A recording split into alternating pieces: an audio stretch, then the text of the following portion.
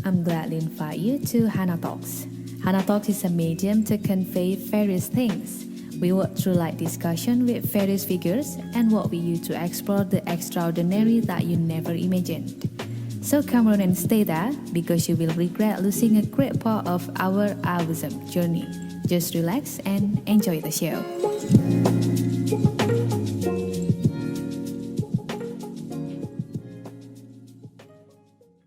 Halo semuanya, balik lagi sama saya Dinar Hana di Hana Talks. Dan Hana Talks kali ini kita kedatangan tamu spesial nih. Aku yakin semua orang tahu siapa dia. Sering wirawiri di Instagram, di TV, di radio. Dan kita bakalan ngomongin hal yang agak berbeda dari kesehariannya dia yang sering kita lihat. Oke, langsung aja ya. Kita panggil Mas Angga, apa kabar? Halo Dinar, baik, apa kabar di Baik Malang semua? juga. Alhamdulillah baik, di Malang sehat. Semoga di sana sehat-sehat juga ya Mas Angga. Amin, alhamdulillah Mas, sehat kita semua. Oke, langsung nih ya ke topik Ya. kita podcast Hana Talks kali ini. Sebelumnya kita pengen tahu dulu nih, ini Mas Angga siapa sih? Perkenalan dulu dong. Hai, aku Angga Puradireja, vokalisnya Malik in the Angel. Wih, oke. Terus? Udah gitu aja. Udah gitu aja. Oke, cukup padat dan semua orang pasti tahu. Oke, terima kasih. Nah, semuanya pasti udah tahu nih Mas Angga siapa dan kiprahnya di dunia permusikan ini kayak apa. Nah, tapi hari ini kita bakalan ngomongin yang jauh berbeda dari itu. Dan pertanyaan pertama, sebenarnya apa sih kesibukan Mas Angga selain nyanyi bareng Malik atau maksudnya selain kegiatan di dunia seni? Oke, kalau kegiatan pribadi sih sebenarnya lebih jalanin hobi aja ya. Aku suka olahraga, terus juga sekarang lagi ini sering ngadain karaoke virtual, ya biar mengisi waktu. Oke. Tapi kalau untuk Maliknya, di luar Malik kita ada beberapa bisnis juga sih yang berhubungan sama dunia entertainment. Ada media online, ada coffee shop juga, ada record label, record company juga. Oke, apa nih namanya? Itu. Record company-nya apa nih namanya? Organic Records itu dari 2008 sebenarnya. Cuman emang pada akhirnya Organic ini tanda kutip hanya ngurusin Malik sih. Nah, kita baru mulai ngerekrut lagi itu akhir 2009. Kita rekrut beberapa musisi, cuman masih kita develop untuk kita keluarin mungkin tahun ini atau tahun depan. Oke, ada lagi lainnya? Ya. Kita juga yang lagi hot banget media online kita, namanya Pop Hari Ini. popharini.com. Jadi dia awalnya sebagai media online yang membahas musik terkini Indonesia. Jadi ternyata kita sadar bahwa media yang membahas musik Indonesia terkini itu hampir nggak ada. Nah, jadi kita rasa ini peluang banget untuk kita bisa hadir gitu. Dan dari media online ini berkembang ya, karena media online ini sekarang sifatnya bukan hanya media yang menulis berita aja, tapi juga dituntut oleh klien kita ngebuat aktivasi offline maupun online. Nah, makanya kita di sini ada turunan bisnisnya untuk production house, ada event organizer juga, promotor juga. Oke, kalau Pop Hari Ini udah mulai kapan berdiri? Pop Hari Ini tahun ketiga. Oke. Iya. Ada lagi? Kayaknya masih banyak deh. Sama yang satu lagi ya coffee shop. Kita punya namanya Sehidup Sekopi.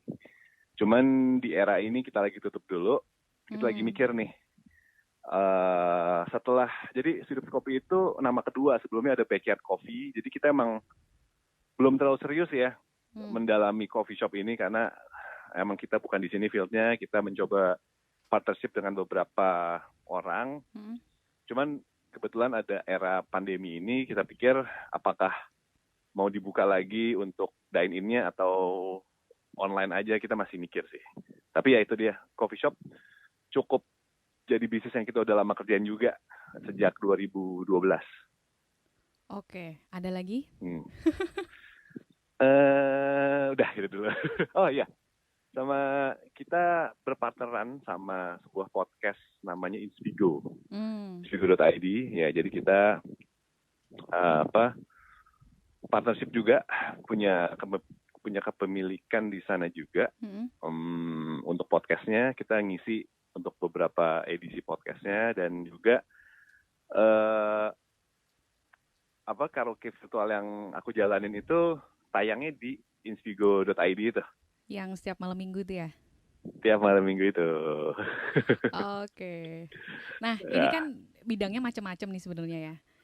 Terus gimana Mas Angga dan tim bisa atau punya pikiran untuk menentukan bidang tersebut sebagai pilihan sebagai ladang bisnis gitu?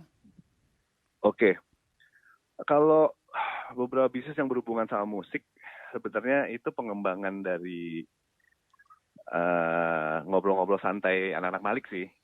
Kita mesti ngapain lagi gitu. Kayak misalnya pop hari ini ya kita lihat ya kita kayaknya punya media seru deh untuk ngasih berita-berita mengenai Malik itu sendiri dan teman-teman. Dari situ turunannya adalah EO, promotor, itu juga yang bersinggungan setiap harinya di pekerjaan kita. Jadi kita rasa ekosistemnya udah ada, tinggal kita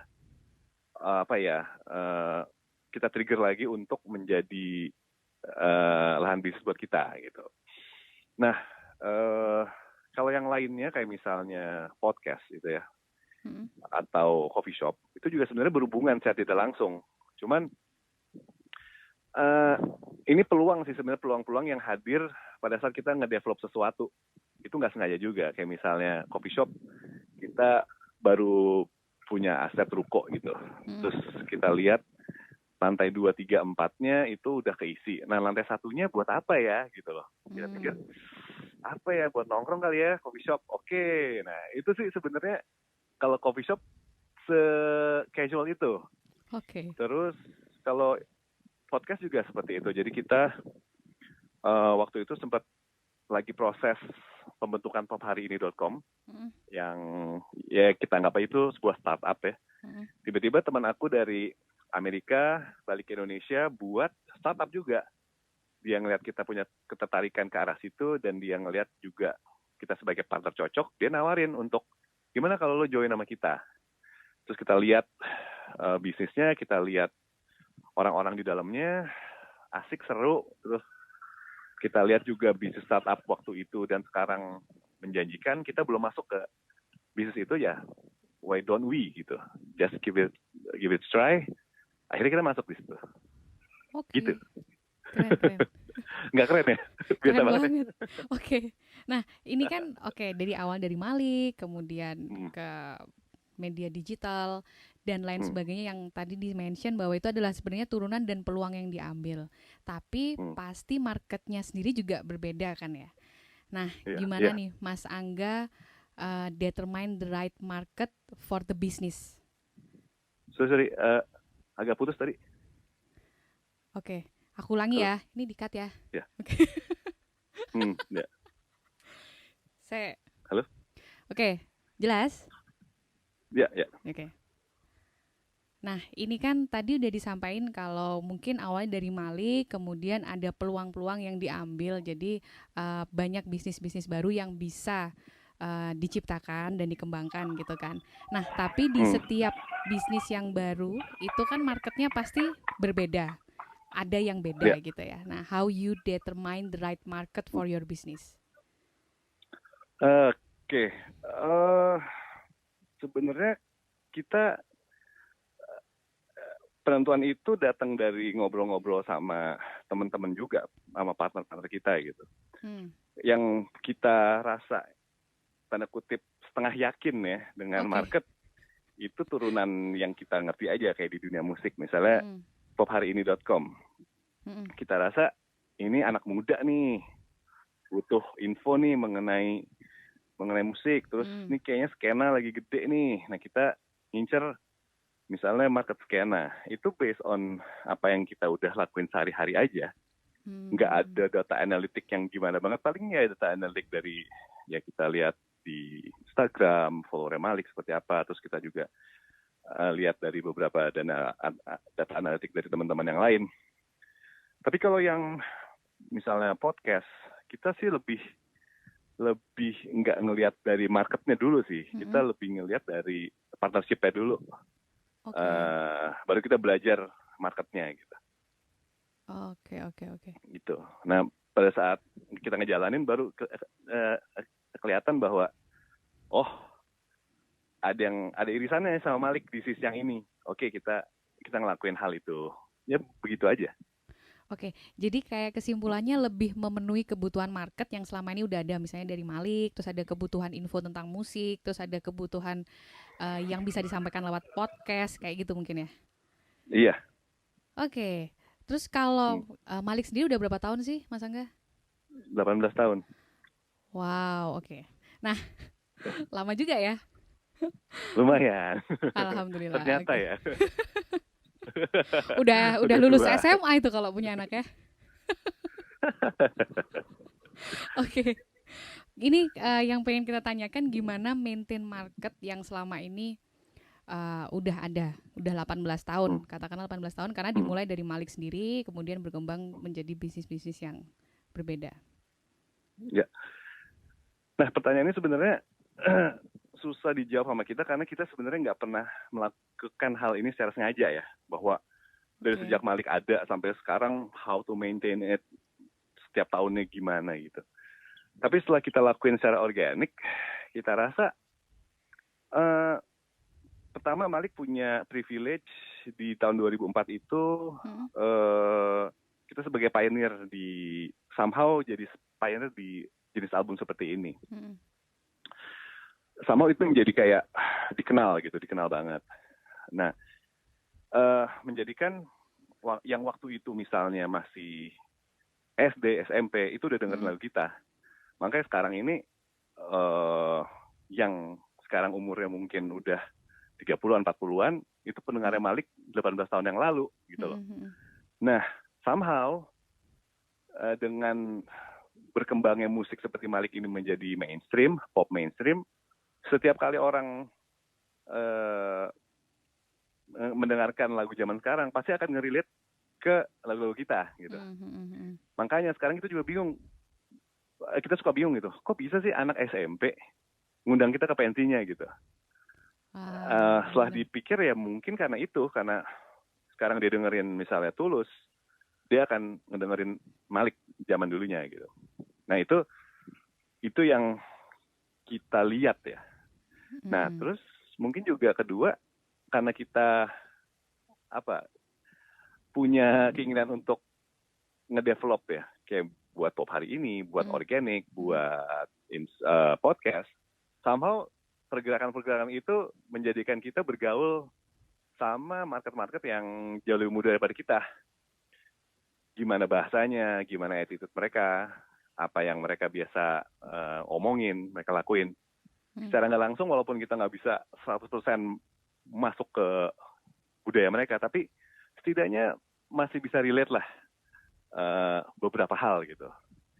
Itu yang kita anggap pada saat kita datang ke suatu tempat yang harus interaksi sama mereka, kita ngeliat, masih bisa lah ya Malik ada di market itu gitu.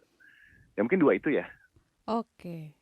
Tapi itu nggak sengaja ya, kita by organika ya, by natural aja kita ngelakuin ini, ternyata ketemu. Memang banyak nyoba, dari beberapa kali percobaan itu ada yang nyangkut gitu. Oke. Nah, karena jadi pionir di mulai tahun 2004 itu, dan nggak cukup banyak sih ya, tapi banyak dikenal, semua orang tahu Malik, tapi bisa nggak sih karena banyak yang tertarik sama pola musiknya atau bagaimana cara bermusiknya, akhirnya malah saat ini lebih banyak kompetitor. Apakah seperti itu? Tergantung ngelihat angle-nya ya. Kalau kompetitor itu konotasinya jadi musuhan ya. Tapi kita lihat justru harusnya makin banyak kompetitor atau istilahnya followernya gitu. Itu semakin bagus untuk bisnis juga. Karena kita ingat banget awal-awal kemunculan Malik. Itu kita sering banget berada di acara yang salah gitu loh. Berada di acara yang kok kita diundang ke acara ini sih, padahal ini crowd-nya bukan kita banget gitu, berkali-kali. Nah semakin lama, itu udah jarang terjadi gitu. Yang dulunya dari 10 kita manggung, yang salah itu 8, sekarang dari 10 kita manggung, yang salah mungkin 1. Bahkan kadang nggak ada yang salah gitu. Nah kita melihat fenomena ini akibat banyaknya musik yang sama kita, yang mengusung jenis musik yang sama. Jadi klien, promotor, I.O., PH itu udah sama punya template baru ya, bahwa template acara seperti ini adalah musik-musik Malik dan sekitarnya gitu. Jadi kita nggak nganggap itu sebagai kompetitor, justru kita pengen ini semakin berkembang, semakin mainstream, sehingga industrinya untuk musik seperti ini itu lebih banyak, lebih berkembang gitu. Oke. Nah, selama 18 tahun nih ya, Malik sendiri lebih ke ngikutin trennya, marketnya Malik sendiri, atau tetap aja ya Malik ya begini, jadi kita ya begini aja, nggak ngikutin market. Yang selama ini dilakukan sama Malik sendiri gimana? Sebenarnya selalu di tengah-tengah dari awal. Tapi yang beda adalah mengawalinya. Jadi kita mengawalinya lewat passion kita dulu. Jadi apa yang lagi kita rasain, apa yang lagi kita suka, apa yang lagi kita paling cocok ngelakuin. Nah, kita buat tuh along the way, baru kita ngeliat marketnya seperti apa. Jadi pada akhirnya kita harus nemuin titik tengahnya di antara passion kita dan market kita gitu. Idealisme dan komersialisme pada akhirnya gitu. Oke. Nah, kalau ini tadi kan dari Maliknya ya, kemudian ada beberapa bisnis turunannya. Ini lebih mengikuti market yang udah ada juga, atau malah create new market buat industrinya sendiri? Ada yang beda-beda juga.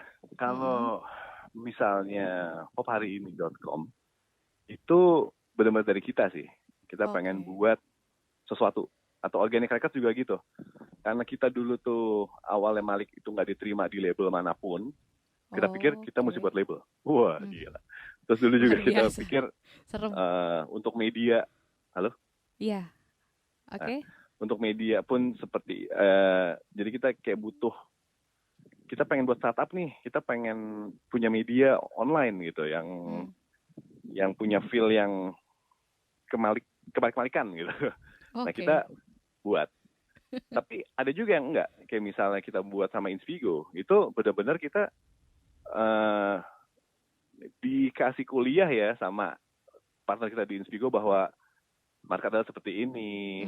Podcast lagi happening. Nantinya podcast akan begini, begitu. Oh kita terbuka matanya. Oke, kayaknya patut kita coba nih gitu. Since yang menjalani juga kita percaya, kenapa enggak kita coba gitu. Oke. Jadi dua sisi gitulah. Nah, dari semuanya nih ya, dari 18 tahun yang lalu, semua bentuk industri yang sudah dijalani nih, pernah nggak sih di satu momen ada penurunan jumlah omset kah, market kah yang sangat signifikan? Nah, di situ gimana nih treatmentnya Mas Angga dan tim buat kondisi yang kayak gitu?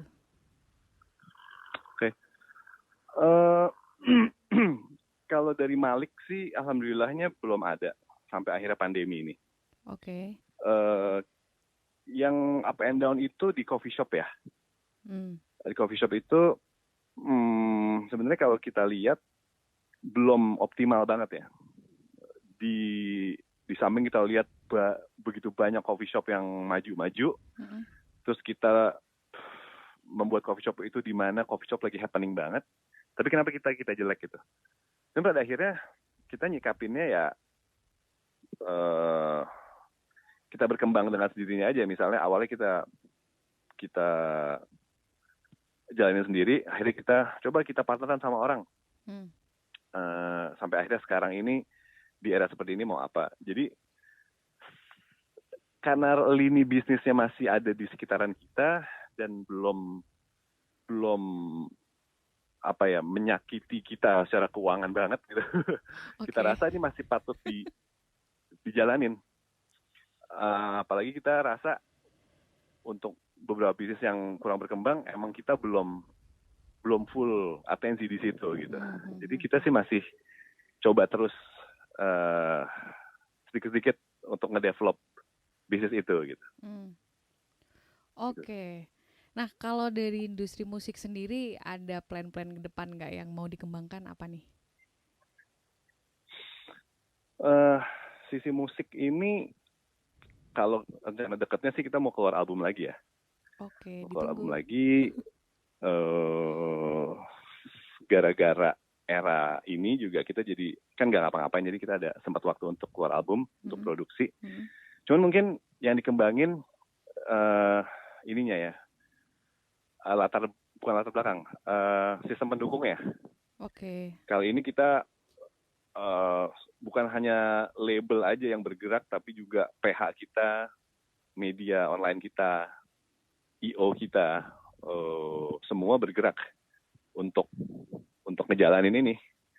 Kalau dari sisi musiknya itu sendiri, menurut aku sih berkembang sesuai dengan umurnya Malik dan kedewasaan Malik aja gitu.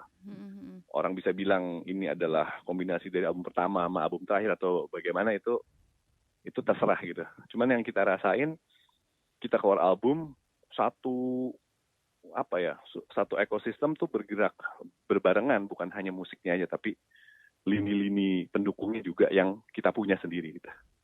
Oke, keren banget. Tapi dulu awal-awal, kan aku pernah nih ya ke Si Hidup Sekopi, itu awal-awal banget buka ya, itu rame loh ya. Iya, betul. Nah, itu sih aku pengen baca dari Dinar sebenarnya, gimana buat coffee shop yang baik dan benar gitu. Gimana yang cara maintain orang biar tetap rame. Yang nggak nyakitin gitu ya, yang nggak nyakitin. Mungkin kita kurang banyak kali buat coffee shopnya, mesti 6 kali ya. Ya nggak gitu juga. Ya emang dulu sempet rame. Sekarang juga rame sebenarnya. Kalau dilihat dari okupansinya setiap hari sih oke ya. Cuman kita pengen kan ngeliat lah orang gimana hebohnya itu coffee shop atau kopi-kopi yang beredar gitu. Kita rasa harusnya bisa lebih maksimal lagi, apakah itu di sisi online-nya ataupun di dine-in-nya gitu. Oke, lebih ke sistemnya gitu, yang gimana gitu. Yang butuh digali lagi gitu. Oke, dan aku udah nyobain resep rahasianya juga tuh dari Si Hidup Sekopi. Harusnya itu yang dijual ya? Harusnya itu dong yang dijual. Oke. Jadi sebenarnya ini emang orang bisnis banget ya Mas Angga dan tim ini ya, karena bahkan di kondisi pandemi kayak gini malah banyak buka peluang baru. Sekarang semua lini dikerahkan juga buat bikin album barunya gitu ya. Keren banget. Iya, kita juga kemarin sempat ngobrol juga ya, bahwa di era ini di mana Maliknya lagi emang nggak bisa bergerak, justru yang jadi roda utamanya yang tadinya lini belakang kita. Makanya kita sekarang datang klien bukan hanya menawarkan Malik manggung, tapi gue punya PH nih, gue punya IO. Ayo kita buat aktivasi bareng-bareng. Kita punya aset, ada Malik, ada ini, ada itu. Jadi kita balik nih di era ini. Gitu. Oke, keren banget. Mas Angga, ada nggak nih pesan-pesan buat pendengar Hana Talks yang mungkin lagi berjuang atau mau masuk industri yang sama yang sudah dilakukan oleh Malik, atau mau mencari peluang baru di kondisi kayak gini? Ada nggak pesan-pesan buat teman-teman? Wah, banyak dong. Banyak, nggak apa-apa. Harus singkat, padat, dan cepat ya? Enggak, bebas. Ya, kalau aku sih ngelihatnya, kalau mau mulai bisnis ya atau mulai sesuatu, berangkat dari passion dulu. Oke. Terus biar ini nggak klise, harus dibarengin dengan sikap profesional. Nah, biar ini berhasil, dalam arti kata apa yang diimpikan itu tercapai, kita mesti persisten saja, ngelakuin terus, ngedevelop terus gitu. Sehingga kalau 3 itu dilaksanain secara berbarengan, nggak akan ada kata putus asa gitu loh. Kita terus enjoy karena itu passion kita automatically akan profesional karena kita emang ngelakuin hal-hal yang diperlukan untuk mencapai suatu kualitas untuk bisa dijual gitu. Nah, terus kita dalam menghadapi kegagalan juga nggak pantang menyerah karena emang kegagalan itu kan proses aja gitu untuk sampai akhirnya nemu satu titik formula yang emang orang bisa terima gitu. Nah itu basicnya. Tapi kalau khususnya era pandemi ini, aku rasa aku sempat ngobrol sama orang juga sih bahwa untuk menghadapi ini ya pastinya kita harus berangkat dari apa yang kita bisa dulu untuk kita gali lagi. Misalnya Malik adalah musisi di depan panggung, apa yang kita bisa lakuin? Ya mungkin kita jadi nge-produce atau kita buat event organizer musik atau apa yang berhubungan dengan musik gitu. Atau ya udah kita lihat banyak juga orang yang benar-benar nge-develop di luar kemampuannya dia, di luar kebiasaannya dia, tapi lewat passion dia, misalnya dia passionnya masak ya dia jadi jualan makanan gitu. Which is itu oke aja gitu ya. Cuman intinya ya jangan panik gitu, jangan serabutan. Emang ini kan tiba-tiba aja, jadi kita emang disuruh sama Yang Maha Kuasa ya untuk berpikir dulu sebentar, kayak rehat sebentar gitu untuk ngelihat diri kita seperti apa, kondisi luar seperti apa, baru kita ngelakuin hal yang kita anggap paling pas gitu. Nah kalau kita serabutan tuh kadang keputusannya jadi kurang aja gitu. Ya, aku sih kiatnya sama anak-anak di bulan-bulan pertama kita ngobrol dulu, kita stay cool dulu, baru kita langsung sikat apa yang kita punya. Gitu. Oke, percaya deh kalau Mas Angga yang ngasih insight. Waduh, jangan dong, kita diskusi aja, bener atau enggaknya. Oke deh, Mas Angga, thank you banget waktunya yang udah dikasih ke Hana Talks. Insight-nya pasti bermanfaat buat teman-teman semua yang dengerin Hana Talks. Amin, sama-sama. Oke. Untuk semua teman-teman Hana Talks, sampai ketemu lagi di podcast berikutnya yang tidak kalah menarik. Mungkin sama Mas Angga lagi, bisa ya? Harus bisa, oke? Bisa dong. Oke, thank you buat semuanya. See you.